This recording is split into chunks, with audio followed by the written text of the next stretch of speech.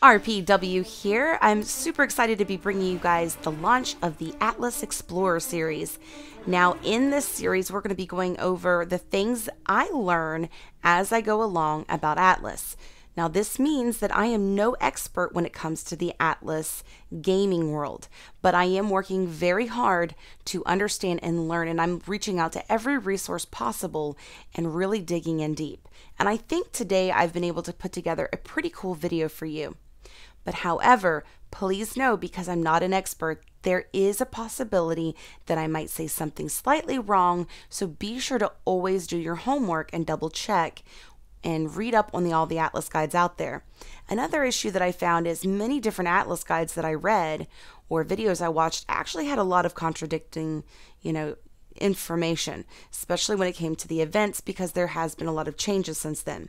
So please bear with me as we set Voyage into the new Atlas world together. I can't help but feel like I'm being taken back into the medieval times with kings and queens and all of the fun things like castles and all the wars where people were conquering one another's lands. That is exactly what I think about when I think of Atlas. So let's jump into the world of Atlas. Navigate our way around this beautiful land. Now, navigation is going to be extremely important for you to be able to make your way through Atlas. So let's talk about all the different things that you'll see on the map, beginning with Atlas regions. Okay, so if you'll focus to the right-hand side of the screen, the very top has a red symbol with the NL. Now that represents no man's land. Now please know that you will not find this symbol anywhere on the map. I've simply put this here for training purposes.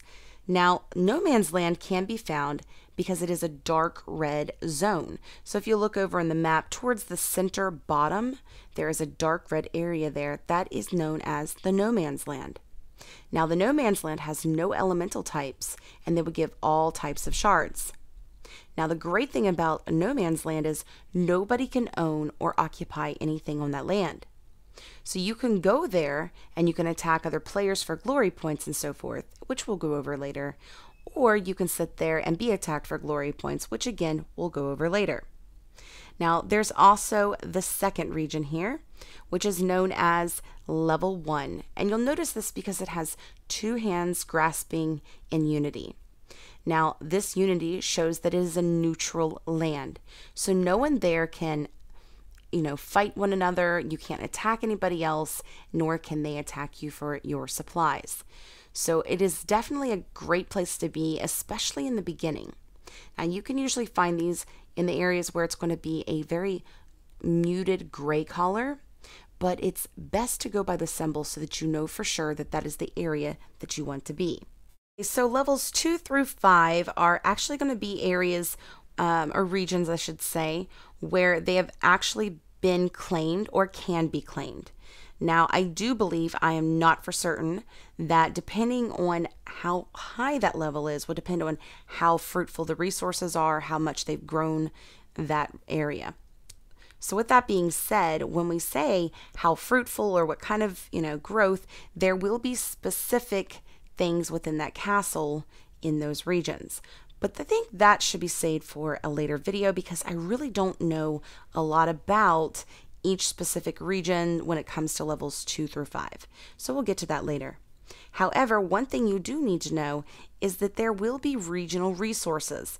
Now, these resources don't match up. For example, level 1 isn't only going to get one specific resource, and level 2 isn't only going to get another. These can be randomly put throughout the map. So you're going to be able to tell, for example, the bluish color is going to be ice. And then there's going to be one with like a greenish brown color, which is earth and so forth. So on the map, you're going to be able to find areas that have different resources. This will be especially helpful when it comes to forging things for your riders. Now, as I say, they don't always match up. So your earth elemental areas will have that green stone. Then you have your wind stone, your fire stone, or I'm sorry, your fire shard, whatever you want to call it, your ice, and your dark. Now, I think as we go further, we might find out more information about these particular shards, but for now, this is what I know. So each region will have a specific amount. However, the no man's land has no specific elements that is resource to it. So when you attack in the no man's land, you could get anything. You could get, you know, one of ice and then another time get nothing. It just depends on what's in that region at the time. Now let's go ahead and jump into what I feel is the next most important thing, and that is the landmarks within the map. So if you'll notice on the top, I've created this little symbol here. That is a poacher. So if you look on your Atlas map, you're going to see that little, you know, it looks like a game piece with a dragon on it. This will be your poachers. Now you're going to be able to attack your poacher not only for XP and gold, but this is when you're going to be able to get some shards.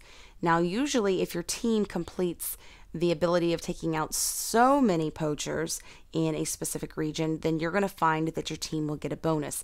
Now, I'm not 100% certain about the details on that, so as I learn more, I will, you know, of course, fill everybody in on that. Now, the next thing down is known as the mines. Now, for example, in your neutral territory, if you are parked there, which is a great place to be, you're going to be able to attack neutral territory, and this is a great place where you can gain gold. Now, gold is very useful, and we'll go over that a little bit later. Now, at the bottom here is the castle.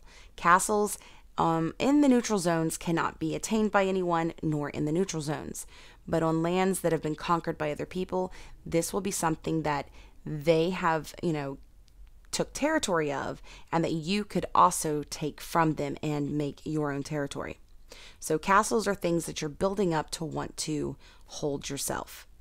Another thing that I found was a thing called choke points. Choke points are roads that connect two regions together. So it's a little road that takes you through, but it can slow you down. I don't know a whole lot of information, or if there is a whole lot of information beyond knowing that, but this is how you're going to move from region to region. Now, when you're going through those, you might find yourself coming up to a place that has a circle on it. Now, I was wondering what these were, and I found out that anything that has a red circle around it indicates that it's going to cause a delay as you're moving from that region to the next. And then anything that has a green ring around it is going to show that there is a passage you're going to have to go through in that region as well. So as we learn more information about that, of course, I will gladly share that with you, but I do know that that is what those are for. Now we're going to go on a field trip in a moment, but let's first talk about moving and home. So whenever you select on, let's say, a neutral territory, you can select on one of the castles and make this your home, or you can move your Primarch to this location. However, I did get some information from somebody, I think it was a viewer, to let you know that, for example, if you make your home location the same as where you have your Primarch, this is going to cause all your troops to be automatically sent to your Primarch. So you're not going to be able to store them in the background. So be sure to keep them on two separate spots. Okay, so let's go ahead and jump in here. We are going to be talking about navigation. So one of the things about navigation is your coordinates. So if you're going to see up on the top left, it says X negative 22.4.0, and at the bottom it's saying Y negative 161.1. Now, just like on the world map, you can navigate, for example, this is 40 degrees longitude and 30 degrees latitude, and I have no idea where that would be, but that is a good way to see a coordinate as to where something is on a map. That is the same thing within the Atlas map. So if someone tells you, hey, my home is at, let's see, negative 233.0, and Y, which is, you know, negative 173, then you know their coordinates is going to be X and Y. So X is going to, of course, represent one line. So if you go up and down, you're going to notice one moves one way and one moves the other. So if I stay as close to this as possible and I move to the right, you're going to know the X line at the top is moving. So when you go left to right, that will be your X line. And when you go up and down, this will be your Y line. So this is going to help you coordinate and find where, for example, if your leader says, I need everyone to go to the castle and help take out this castle at this coordinate, then you know to look for that on the map there. Now, most of us being new to the Atlas, we know for a fact that, well, we're not going to be taking out any castles anytime soon. Now, another way in order to see those is, of course, through your bookmarks. So let's say, for example, I decide that I want to bookmark something, I can actually go through and make one targeted so that the rest of my teammates know where to go. So that is how you're going to navigate through there that way. And I really hope that everything so far is made this much easier for you guys to understand how to navigate through this. But let's move on to the next piece. Okay, so as new players in the Atlas world, we should all be working very hard to summon our troops, which means training and making as many troops as possible. But I know that there's a few people out there that are struggling with this because I'm hearing questions like, where do I get the farmer hats? Or how do I get gold? So let's go through that so that everyone knows exactly what they need to do in order to build their troops. So one of the things you need to know is what the symbols are. Gold looks like this coin here. The farmers look like little hats. And then of course, you've got the little helmets that represent your troops. Now it takes 1,000 gold and 10 farmers to create one troop. But how do you get these? Well, to acquire the farmers, for example, all you have to do is go collect it. This will regenerate over time, and it's a total of 1,440 per hour. Unless, of course, you have the elite, which all of us should for our first week for free. And then if not, you are actually going to be making like 5 times that much per hour. So there's nothing you have to actually go physically do in order to get these. These will regenerate over time. Now, in order to get gold, you can gain it by attacking things like gold mines and poachers. And that is, of course, a great way to get this gold. However, before you get too gung-ho and collect up a bunch of gold, please know that it can be taken from you. And until you actually have your own space and your own castle where you can reserve your gold away, it's best just to attack these as you're building your troops. If you find yourself short on gold and you need some assistance, you can always ask a fellow teammate to transfer you gold, just like if they were transferring you lumber or food. So once you've gained up these materials, you're going to be able to go and actually create your troops. Why are troops so important?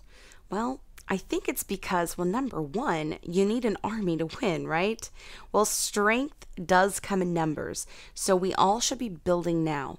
Start building up your troops and making as many as you can before you go out there and really start diving into the world of Atlas. The stronger you can get your numbers, especially as a team, will be important. So everyone on your team needs to be working diligently to create and build these now. Now, troops will accompany Primarchs. It's kind of like a convoy for the military. So if you would imagine that your front truck, vehicle, whatever you want to call it, your armored vehicle in the very front is your Primarch. It is being followed by all of the troops in behind it, right? Well, if all of your troops die, that armored car is getting out of here. So then you're going to lose your Primarch.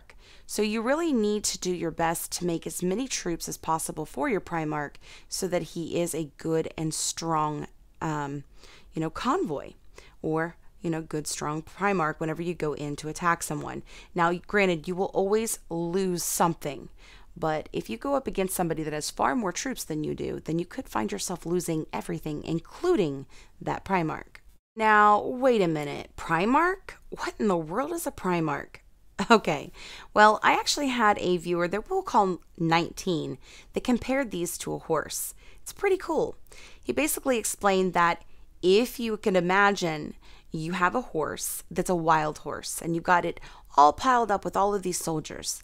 The moment that these soldiers are gone, the horse is freed and he'll go off and take off and there's nothing you can do. So then you have to go acquire a whole new horse. So, I was thinking, you know what else horses make me think of? It makes me think of chess. And I don't know what it is about this game, but in many aspects, many of the events, and now even Atlas, I see this as a very cool aspect of chess. So with the Primarchs, I like to see these as your chess pawns. Now, just like in the game of chess, each pawn has its own advantages and disadvantages. So you can imagine if you see the guys at the very top, you've got 4 of these Primarchs up here. Each of these will have a specific advantage that they will give to you, as well as a disadvantage. So you're going to have to really think about what you're going to use and how you're going to use it. So let's go ahead and go through what each of them are. Now, the first one is known as the fighter or the destroyer. Now, they're the very first Primarch that you will receive, and of course, they will be somewhat weak. However, once you have reached a level 5 on them, they will evolve to something stronger, and this is known as a destroyer. Now, once it becomes a destroyer, it becomes a whole new Primarch. So the destroyer will be great for the medium level player as they're equal in defense and attack power. So this is going to be one of those that you're going to be able to go out and really start playing the game just a little bit more. All right, so let's go ahead and jump into the Rusher.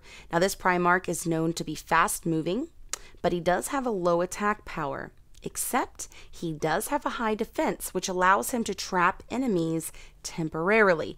Now, remember, this is only temporarily, so this is going to give you the chance to utilize him for a strategy utilizing your other Primarchs. Okay, so when it comes to the Sieger, this is the slowest moving. However, it does have the largest attack power, but it does have a very small defense. So this is going to be one of those that is great for high level attacks, but not necessarily for defending anything that you might own. Where on the other hand, the Taunter is known for their large defense power. These are usually going to be great to put on your defense lines. Now, when it comes to unlocking Primarchs, what do? Well, it is called glory points. Now, Thucydides, a Greek historian, said, "The bravest are surely those who have the clearest vision of what's before them, glory and danger alike, and yet notwithstanding go out to meet it." So glory points basically just means that whenever you go into battle against someone else, whether you win or you lose, you will come out with some glory. And this is going to make you stronger and that much better. You know the old saying, what doesn't kill you makes you stronger? So that is the whole idea and concept, I think, or the way I take it, as glory points. Now, you can also look at glory points as, and in retrospect, as an experience point for your Primarchs and your riders. So experience points, of course, being for your dragons. When you gain them, you can feed them and grow them up. So it's going to be exactly the same with your Primarchs, except you're going to be using glory points and gold. Now, how do you gain glory points? Well, glory points can be attained by attacking other Primarchs, but you need to beware because you're attacking other players. So if you're not prepared for someone to come back on you or to be on another land where someone could be attacking you, or you don't have the troops and numbers in order to take on another Primarch, you could just completely lose all of your troops, which means bye-bye Primarch. But even if you do lose just a percentage of your troops or you do win, you will gain glory points. And from what I understand, it'll be the same way if you get attacked by another member. So you can get them from defense and from offense. So this is how you're going to be gaining your glory. However, guys, please don't be worried too much about glory points and more about your troops as of now. Now, some other key symbols I feel that you guys should know before we move on is that there are bullhorns, keystones, haste, and crafting scrolls. So bullhorns will be used to be able to have basically an additional 4,000 farmers, which are usually also only going to be found during like Atlas events and bazaars and so forth. Now, this is not something I would specifically use outside of events like right now, the event we have going on where you're training your troops. Now, the keystone is a currency used for the Atlas Bazaar to buy dragon cards. And there's a bunch of information in the forms, but I did not get around to learning too much about that yet. Now, haste is something that you can use to speed up the travel of your Primarch when it's going from one, region to another. And you can, of course, get this in Atlas packs, or you can get it in the bazaars. And last but not least, we have our scrolls. Now, these forging scrolls are things that you're going to be able to use in order to forge things for your riders, which you will have to, of course, combine with things like shards. So that is just a few other key symbols that I felt that everybody needed to know about before we move on. But there is so much more to learn about this, particular stuff within Atlas. But before I let everyone go, let's go ahead and go through one key factor that some of you may not know about, which is that Atlas has its very own events. Now, from what I understand, there has been a lot of changes in the event, so it was kind of confusing to figure out what events are still happening versus what aren't. So I think I narrowed it down, and I'm not for certain on the names of them as well because there was a lot of contradicting information. But please know that Atlas is constantly changing, so we will learn more. And I believe Seasons has just got here, so we will soon find out more about that. Now, when it comes to these events, the first one we want to go over is the Training Troops event. Now, that is the event going on right now. This is where you're going to gain points for simply training your troops or for reviving them. So this isn't something you're going to save up when it comes to between events because you want to be constantly making your troops, but this is a good time to utilize those bullhorns, for example. Now, for the next event we're going to talk about is called, I think it's called Glory Hunting. This is when you're going to be leveling up things like your riders and your Primarchs. So you're going to be going out, doing your attacks and leveling them up. So that I think was the last one, I'm pretty sure. And then the last event we want to talk about is the Forging event. Now, there were like 3 different names out there, so I decided to create my own name for this because to me, whenever you're making armor for your stuff, it is forging. So I'm calling this the Forging event. I don't know what the official name is just yet. We will figure that out eventually. But during this event, you will be forging things like armor for your riders. So right now, you need to be saving back those shards and those scrolls because you will be able to get points out of these during that event. So never forge outside of events, just like you don't breed outside of events. So that is the basics when it comes to the events. Now, I really hope that everything that I've shared with you guys today on this video will help you better understand Atlas. But please remember, as I said earlier on in the video, that I am no way considered an expert at Atlas. The reason I called this the Explorer series is because I'm not teaching you, but I am exploring it myself and telling you what I figure out along the way. Now, there are plenty of other resources out there for everyone. The War Dragon Geeks website, I'm pretty sure, has some stuff on their site. I found some information on events and a couple other things on there. Then Wardragons.info has one. And then, of course, Odin has all kinds of really awesome videos about the Atlas events, as well as a few others. So be sure to jump in there. And then I know that just recently there was a really cool rap video put out by GhostRider. So if you're not already subscribed to him, go check him out. And then, of course, there's Skyline. So they're a little bit more up to date on the Atlas. They've had a lot more experience in this than I have. But I appreciate you guys taking the time to listen to me today. And here a little bit later, I'll be actually announcing the winner to this week's giveaway. So before you all leave, I just want to say thank you again for your support. And don't forget that if you have players on your team that are, struggling with Atlas, or you guys just got to Atlas, this may just be the video for them because I'm seeing this in a perspective just like you. So I think I'm talking more on your terms, and it is slowly bite-sized put out there for them. So be sure to share this with everyone on your team, and good luck to all of those new Platinum players out there. Be sure to check back. I will be having more videos as I learn more about Atlas. Before you leave, don't forget to give me a thumbs up, subscribe to my channel, and hit that bell for notifications. All right, guys, until then, happy hunting. Bye.